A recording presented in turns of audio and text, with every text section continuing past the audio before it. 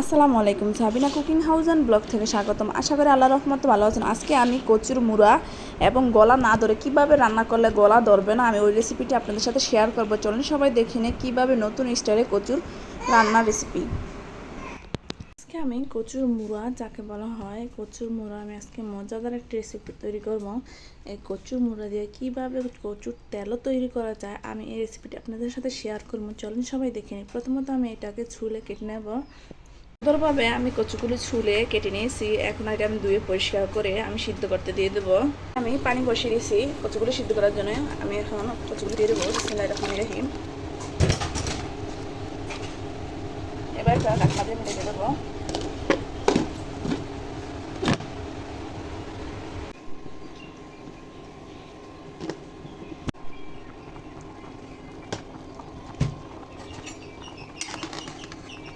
সুন্দরভাবে ভালো করে সিদ্ধ করে নিতে হবে কচুটা।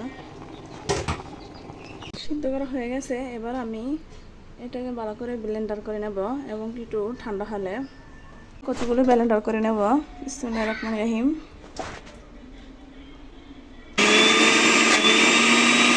দেখেন আমি কতটা মিক্স করে নিয়েছি। আমি এক এক করে সবগুলো কচু এভাবে মিক্স করে নেব ব্লেন্ডার করে। এবার আমি সয়াবিন তেল দিয়ে দেবো। বিসমিল্লাহির রহমানির রহিম।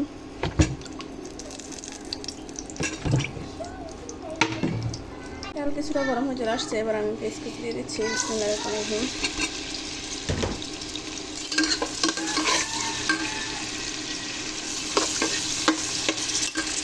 অবশ্যই কচুর তেল বা কচুর ভাজি অনেকই মজাদার। কচুর মুড়া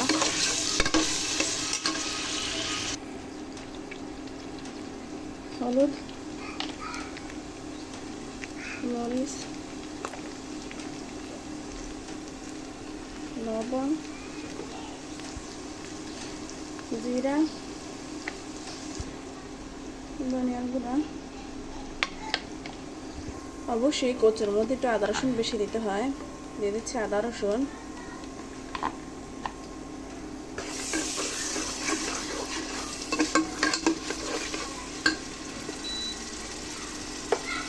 এবার দিয়ে দিচ্ছি পানি, যাতে মশলাটাকে ভালো করে কষিয়ে নেওয়া যায়।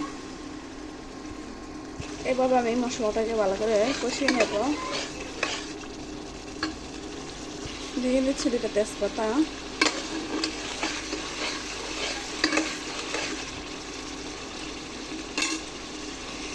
মশলাটা সুন্দরভাবে কষানো হয়ে গেছে। দেখেন কড়াইয়ের মধ্যে নিচে লেগে যাচ্ছে। এখন আমি কচুটা দিয়ে দেবো। দেখেন কতটা সুন্দর। কচুর তেল খেতে খুবই সুস্বাদু এবং মজাদার একটা রেসিপি।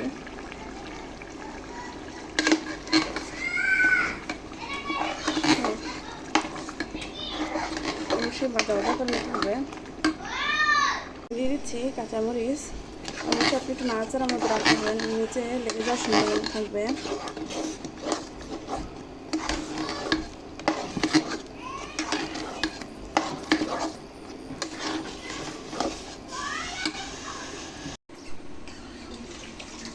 দিয়ে দিচ্ছি তেঁতুল।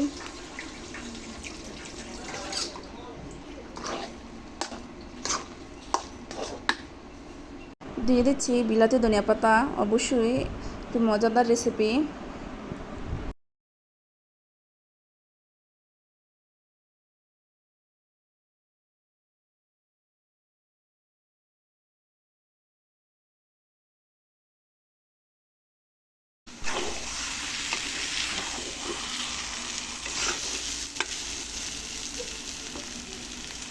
আলহামদুলিল্লাহ, আমার ফাইনালি কচুর তেল তৈরি হয়ে গেছে। দেখেন কতটা সুন্দর ও লোভনীয়, খেতেও খুব সুস্বাদু, না গলা চুলকায়।